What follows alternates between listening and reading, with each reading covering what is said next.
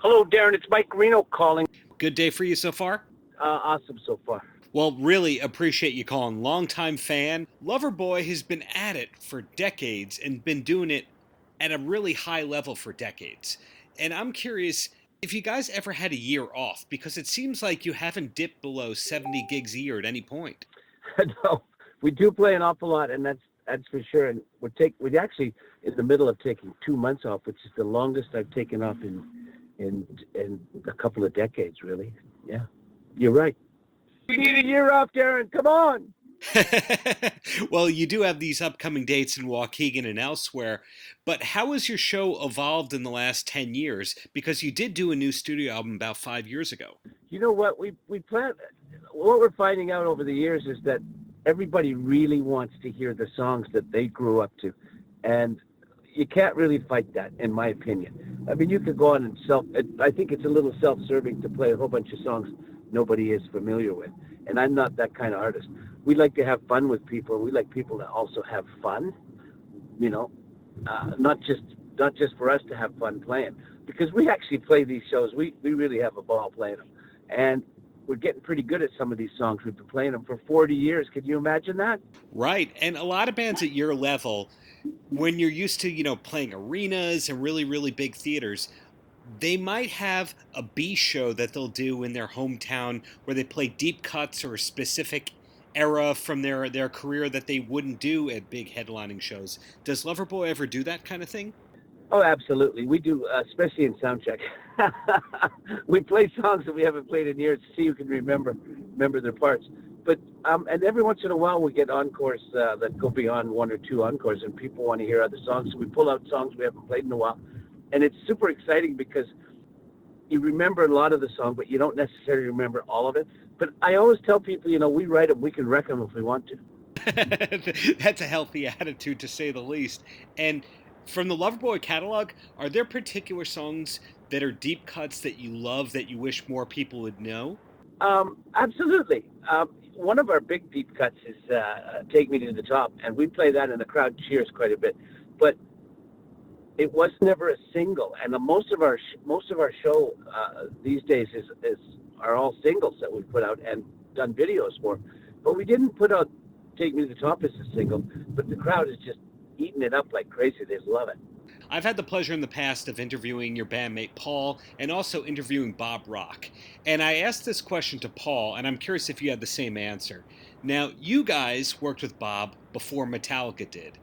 Is Metallica softer than we think they are, or is Loverboy harder than we think they are? Loverboy's harder than you think we are, for sure.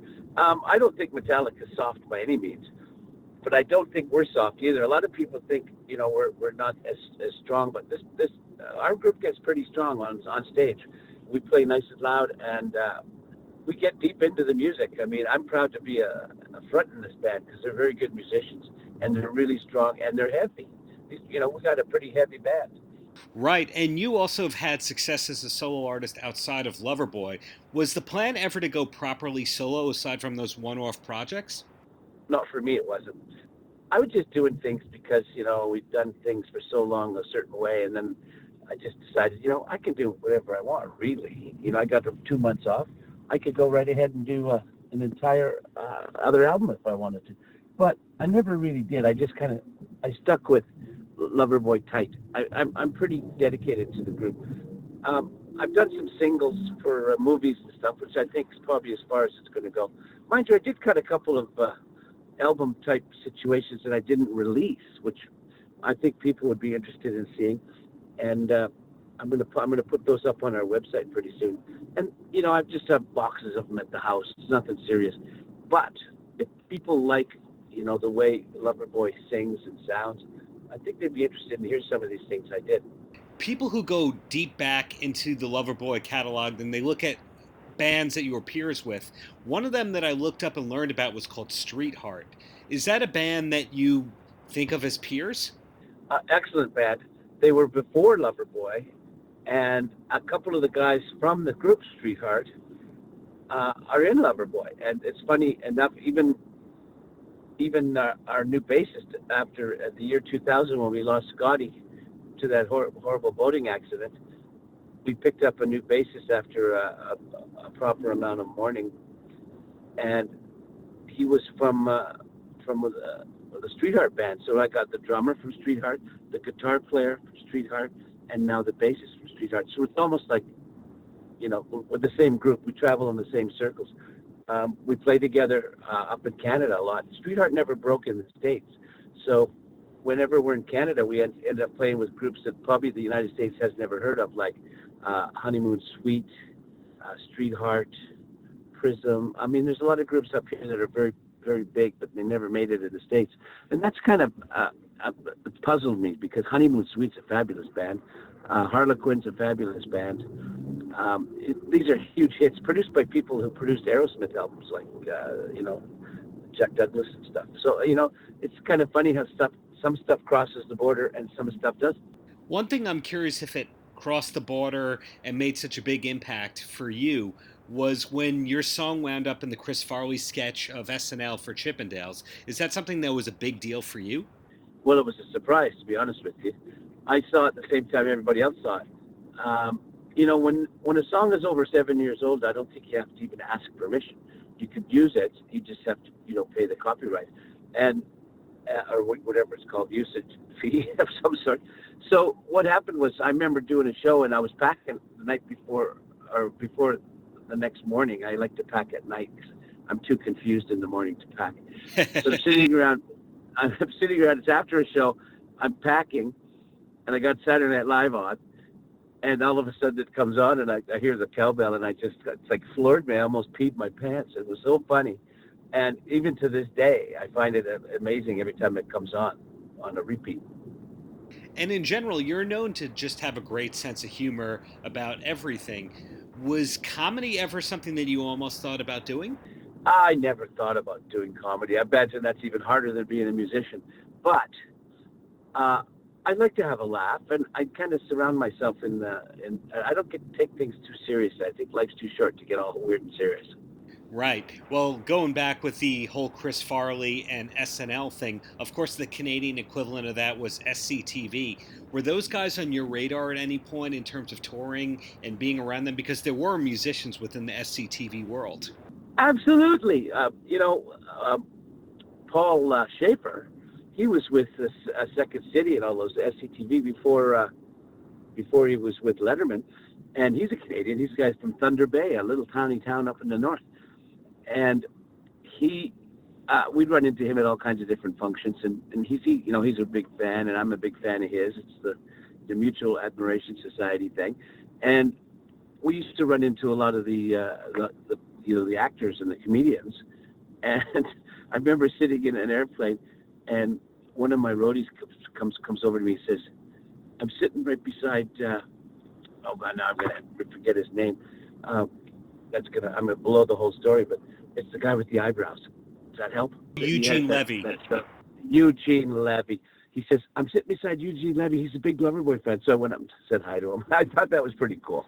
Going back, again, these are huge compliments and they're intended. But a band like yours who sold that many millions of records, who's still playing big venues and all that at this point in your career, is there anything that you haven't accomplished that you're still hoping to accomplish?